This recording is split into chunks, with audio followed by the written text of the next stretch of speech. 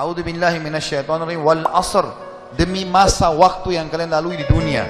Innal insana lafi khusr, semua manusia pasti melalui kerugian.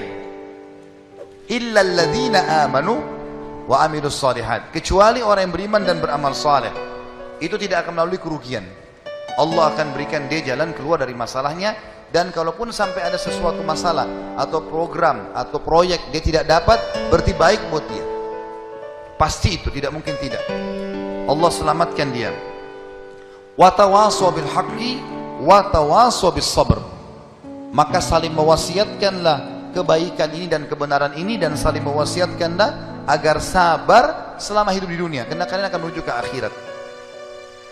Saya kasih contoh teman-teman, ada satu doktor ngajar di Ummul Qura, Dr. Muhammad, semoga Allah jaga beliau. Saya pernah mendengarkan salah satu kaset ceramahnya, luar biasa gitu. Dia kasih contoh, dia bilang ada seseorang, jazakallah khair, ada seseorang di Saudi, teman dia, salehnya luar biasa ibadahnya. Dia bilang sholat malamnya gak kehilangan, sholat 5 waktu selalu on time, selalu menjaga istiqomah di jalan Allah, halal halal, haram haram. Satu waktu dia lamar seorang wanita dan diterima lamarannya. Pada saat sudah mau menikah, gitu kan, kurang lebih ditentukan jadwal, kalau saya tidak salah itu 3 bulan dari waktu itu akan menikah. 2 bulan atau 1 bulan sebelum pernikahan, tiba-tiba perempuan ini batalin pernikahan. Tiba-tiba batal pernikahan, nggak jadi nikah. Laki-laki ini bertanya kepada calon mertuanya, ada apa? Saya juga nggak tahu. Ditanya perempuan ini oleh orang tuanya, kenapa nak? Malu keluarga? Enggak, pokoknya saya nggak mau nikah sama laki-laki ini. Bersikeras si perempuan tidak mau nikah. Kata Dr. Muhammad, dia bilang, saya setiap kali ketemu sama teman saya ini, teman saya selalu berdoa.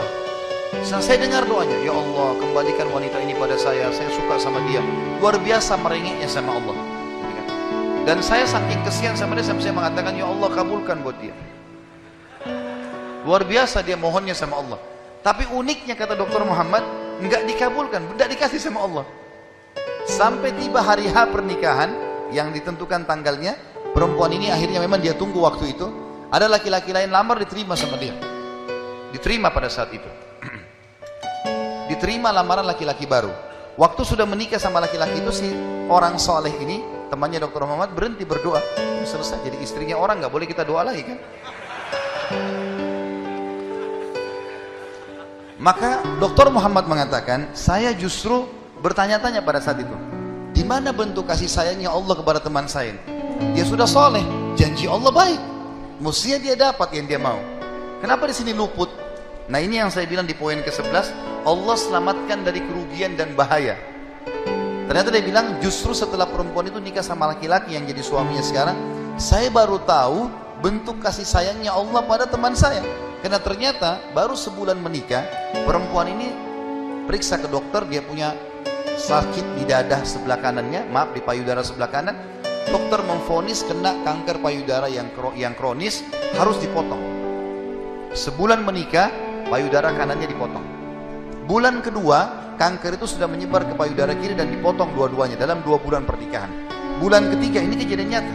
Bulan ketiga, ternyata perempuan ini punya masalah di urat saraf di bagian otak belakangnya, sehingga membuat kedua matanya buta. Dan bulan keempat, wanita ini meninggal dunia. Kata dia, Dr. Muhammad bilang, subhanallah, kalau teman saya yang jadi suami dia, maka dia tidak akan menikmati pernikahan. Tapi Allah selamatkan dia dengan caranya. Jadi kadang-kadang ada yang luput dari kita. Kita sudah mohon sama Allah, Allah belum kasih. Kalau Allah tidak kasih, teman-teman yakin itu baik buat kita. Jangan sangka buruk sama Allah. Sebaliknya, kalau kita minta sesuatu yang besar kepada Allah, tidak ada yang mustahil. Yang penting kita merengek dan manja kepada Allah. Dalam kisah yang lain di Yaman, dan ini sempat kisahnya menghebohkan Timur Tengah, anak muda hafal Quran, matanya buta. Anak ini dari kecil tidak pernah sekolah, dia tinggal di rumah, tapi orang tuanya panggilkan guru ngaji, dia hafal Quran. Satu waktu umurnya waktu mencapai sekitar 25 tahun, dia berpikir untuk menikah, punya perasaan fitrah manusia, walaupun dia tidak melihat dia ingin menikah. Setiap kali dia bicara sama ayahnya masalah pernikahan, ayahnya bilang, nak siapa yang mau menikah sama kamu? Nggak ada kerjaan, matamu buta, gitu kan? Kalau misalnya ada orang yang simpatik, baru kita bukain pintu itu. Anaknya selalu merasa terpukul. Apa yang terjadi? Dia berdoa sama Allah. Dalam kisah ini dikatakan, dia cerita tentang dirinya, dia bilang, saya berdoa selama sebulan. Sebulan penuh berdoa. Mohon-mohon sama Allah. Kasih ya Allah, nikahkan saya. Dan doanya begini, ya Allah, karuniakan saya wanita yang paling cantik di Yaman, yang paling pintar, yang paling kaya. Begitu doanya. Saya sengaja datangkan contoh pernikahan supaya tidak ngantuk ini. Langsung melotot matanya laki-laki di sini. Tapi memang kisah nyata terjadi seperti itu.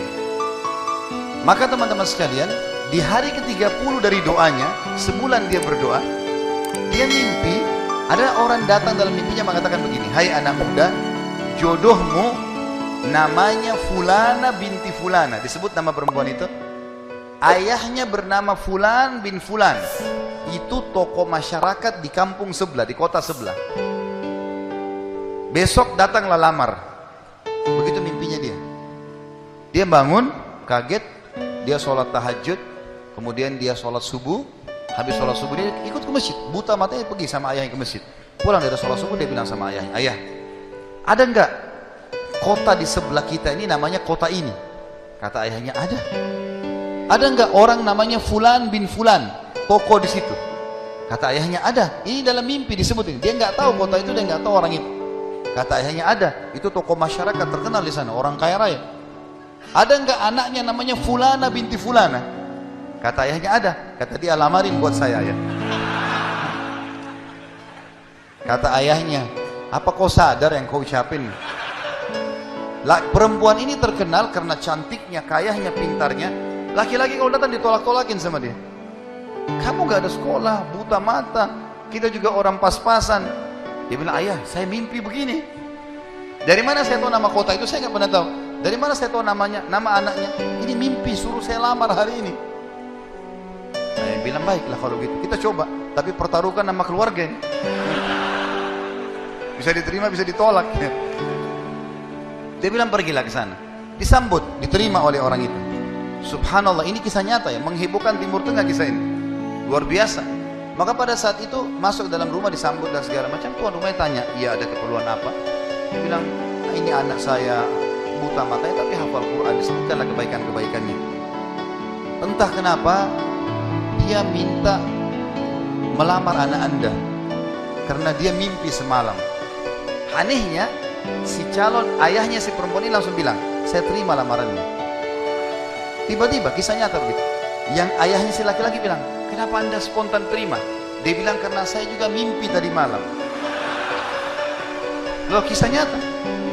Dia bilang, saya juga mimpi tadi malam, kalau hari ini akan datang anak mantu saya, namanya nama anakmu ini.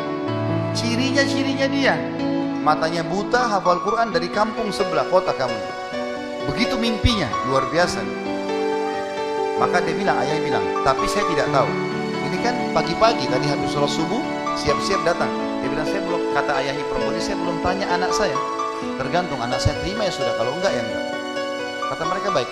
Masuklah si ayah ke kamar anak perempuannya.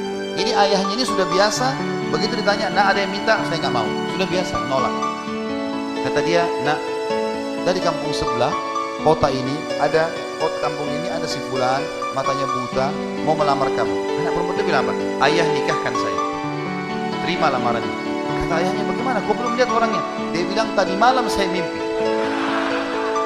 Kisah nyata loh. Si perempuan itu mimpi, mengatakan akan datang jodohmu besok, namanya Fulana bin Fulan, dari negeri kota sebelah, buta matanya, hafal Quran, terima lamarannya, karena itu suami terbaik. Menikah gara-gara itu. Makanya sahabat dalam berdoa. Kita ini kadang-kadang atau antum ini sering berdoa baru 2 kali sudah ngomel sama Allah. Sebulan orang berdoa, beberapa hari, sabar. Jadi minta sama Allah tidak ada yang mustahil, gitu kan? Satu sisi yang lain, kalau kita sudah minta Allah belum kasih, berarti bukan Allah benci sama kita, justru Allah mau selamatkan kita, sebagaimana kisah tadi wanita yang buta itu. Ini namanya contoh orang selamat dari kerugian. Allah selamatkan dengan caranya. Masuk dalam semua lini teman-teman ya, proyek yang kita dapatkan dan semuanya ini termasuk kebaikan.